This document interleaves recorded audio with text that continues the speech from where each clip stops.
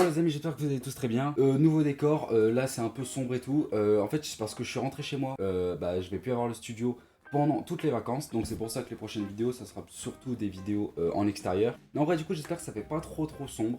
Mais normalement j'ai ma petite light et tout, normalement ça devrait un peu le faire. On s'est tous demandé combien coûtait un jeu vidéo à produire. En tout cas tous les gamers, tous ceux qui adorent les jeux vidéo se sont posé la question. Et le coût d'un jeu vidéo c'est un facteur auquel on ne fait pas trop attention, même si c'est énorme en fait les budgets.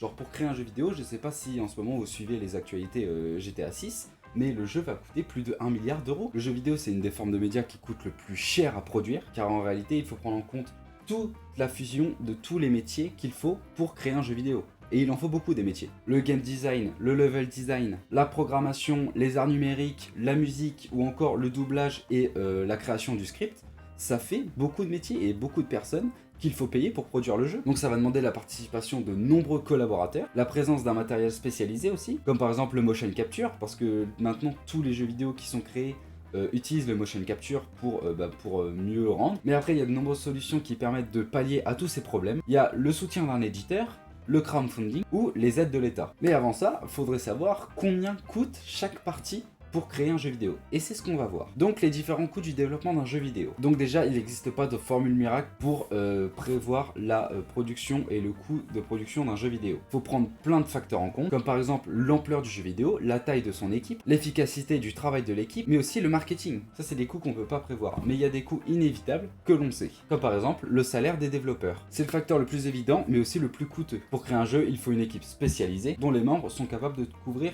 tous les rôles nécessaires. Le salaire d'un développeur varie en fonction de son ancienneté, ses compétences et sa responsabilité du poste. Mais en référence, un game designer gagne entre 2500 et 3300 euros. Ensuite, il y a les game artistes qui touchent une fourchette similaire que les game designers. Un programmateur aura tendance à toucher un peu plus, environ plus de 4000 euros par mois, tandis qu'un testeur touchera un peu moins de 2000 euros par mois. Mais si on travaille dans un autre pays ou en collaboration avec un studio étranger, les prix peuvent drastiquement changer selon la région du globe. Par exemple, aux États-Unis, les prix c'est 10 000 $ par mois, clairement. Ensuite, il y a le game engine et les assets. Mais en gros, c'est le moteur du jeu. En gros, c'est le catalyseur par lequel le cœur du développement du jeu va se produire. Il a pour charge de gérer l'espace virtuel et d'y synchroniser tous les éléments créés par les différentes équipes. C'est donc un logiciel indispensable et dont les capacités vont directement influencer les performances et les possibilités finales du jeu. Donc en gros, si t'as un game engine de merde, t'auras un jeu pas terrible du tout, vraiment. Après, les game engines sont maintenant des logiciels puissants et très perfectionnés. Et donc pour le game engine, il y a alors deux choix qui s'offrent à l'équipe de développement. La première, louer une licence de game engine, mais ça implique évidemment un certain coût. Il est alors possible maintenant de négocier une licence pour la durée d'un jeu, et le prix varie en fonction de l'ampleur du jeu,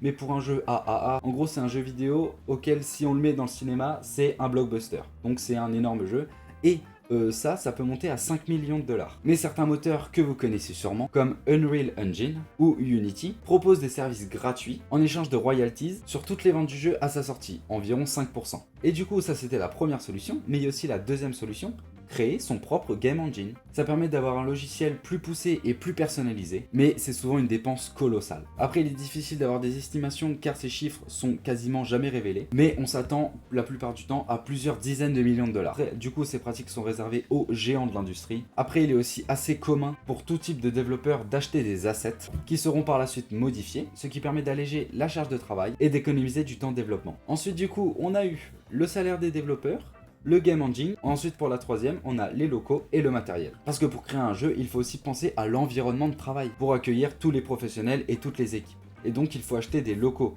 car la plupart du temps, les équipes sont trop nombreuses et on est obligé d'acheter des locaux pour tous les mettre au même endroit, quoi. Donc soit on loue des studios pour que ça soit plus flexible, ou soit si c'est vraiment une grosse entreprise, on achète les locaux et on reste dans une entreprise un peu plus stable. Mais on estime toutefois un coût de 5 800 € par an et par personne. Au niveau du matériel, le bureau d'un développeur moyen comprend généralement un ordinateur hyper puissant et 2 écrans. Mais il faut aussi que les employés aient accès à Word et surtout à Photoshop, ce qui est plutôt utile, ce qui peut rendre le prix à la fin de l'année un peu élevé. Et du coup, comme je vous en ai parlé plus tôt dans la vidéo, les équipes veulent aussi se perfectionner et donc utiliser le motion capture ou la VR.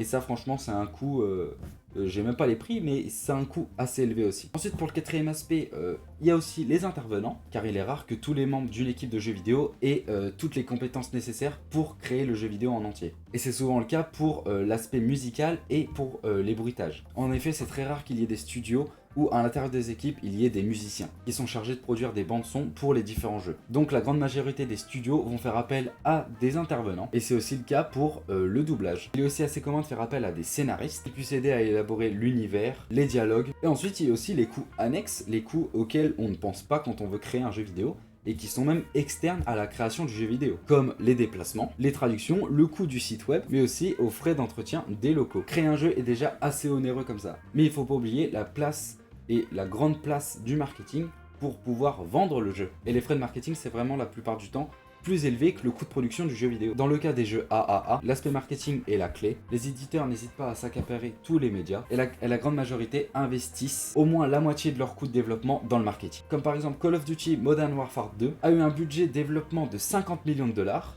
et un budget de marketing de 200 millions de dollars. Ensuite, le coût de développement d'un jeu créé en solo. Et moi, j'ai voulu le faire, clairement. Hein. J'avais commencé à programmer un petit peu. C'était même Notch, du coup, parce qu'il a créé Minecraft tout seul, quasiment. Qui m'a un peu inspiré, clairement. Enfin, je me suis dit, en fait, pourquoi pas créer un jeu vidéo? Il a réussi. Et en plus, c'était le plus grand jeu vidéo de tous les temps. Mais par contre, pour créer un jeu vidéo en solo, les coûts sont beaucoup plus minimes. Déjà, on peut s'attendre à ce que la majorité des problèmes liés au matériel soient résolus, car la petite équipe est sûrement déjà en possession des produits nécessaires. Au niveau des salaires, déjà, il y en a généralement pas, car ça vient d'une passion et c'est souvent créé sur le temps libre des développeurs. Et la principale difficulté pour créer un jeu vidéo en solo réside dans la polyvalence à tout faire. Et donc il est assez commun de faire appel aussi à des intervenants externes, même si ces derniers restent aussi des amateurs. Produire un jeu dans ce contexte coûterait un minimum de 300 €, ce qui représente les coûts pour se placer sur les plateformes de téléchargement et les licences de logiciels. Et généralement, pour des projets un peu plus sérieux, la note monte à quelques dizaines de milliers d'euros. Là, on vient de faire le coût de développement pour créer un jeu en solo. Mais maintenant, on va faire un coût de développement pour un studio indépendant ou des petites équipes. Et pour un studio indépendant et des petites équipes, ça irait de 10 à une cinquantaine d'employés.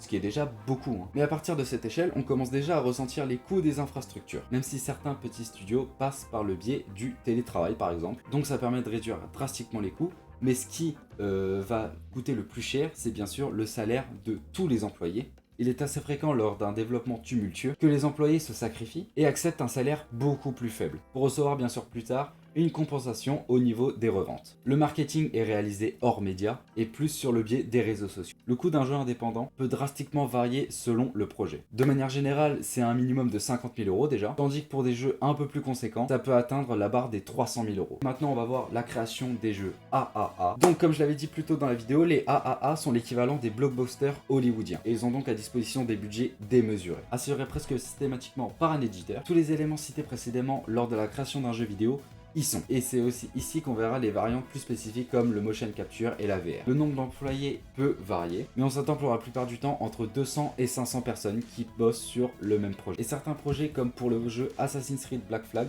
auraient demandé plus de 900 employés. Le marketing est particulièrement mis en avant et la rentabilité du jeu en dépend. Ça ne dépend que du marketing. Il est rare que les budgets pour un AAA soient communiqués, mais ils se comptent bien souvent en millions, hein, clairement. La plupart des titres coûtent entre 20 et 40 millions. Et donc, c'est là que je reviens au jeu auquel j'ai parlé en début de vidéo, GTA 6. Vous pensez que ça va coûter combien en coût de développement et surtout en coût de marketing? Moi, j'avais entendu parler, je sais pas du tout si c'est vrai, à 1 ou 2 milliards d'euros dépensés pour un seul jeu. Et ils seront rentables, c'est ça le plus fou, ils seront rentables. Non, du coup, en vrai, j'espère que vous avez kiffé cette petite vidéo où je parle de combien coûte un jeu vidéo à créer. Donc j'espère que cette vidéo vous a plu, j'espère qu'elle vous a un peu renseigné sur les différents coûts à prévoir. Et je sais que pour ceux qui veulent créer un jeu vidéo, on n'est pas obligé d'être 900, du coup, comme Assassin's Creed, pour créer un jeu vidéo. On peut clairement être une bande de 3 ou 4 potes qui ont une passion en commun et qui peuvent, qui peuvent créer des jeux vidéo car ils en ont la motivation. Mais en vrai, du coup, j'espère que vous avez kiffé cette petite vidéo. Moi, j'ai kiffé, faut la faire. Voilà, j'espère que c'était pas trop sombre pour vous. Voilà, je pense que ça va être la seule vidéo en intérieur, surtout qu'il commence à faire beau et tout. J'espère que vous avez kiffé. Abonnez-vous à la chaîne, mettez un petit pouce bleu. Et moi, je vous dis bonnes vacances si vous êtes en vacances. Et parce que moi, je suis en vacances. Donc, bonnes vacances, voilà.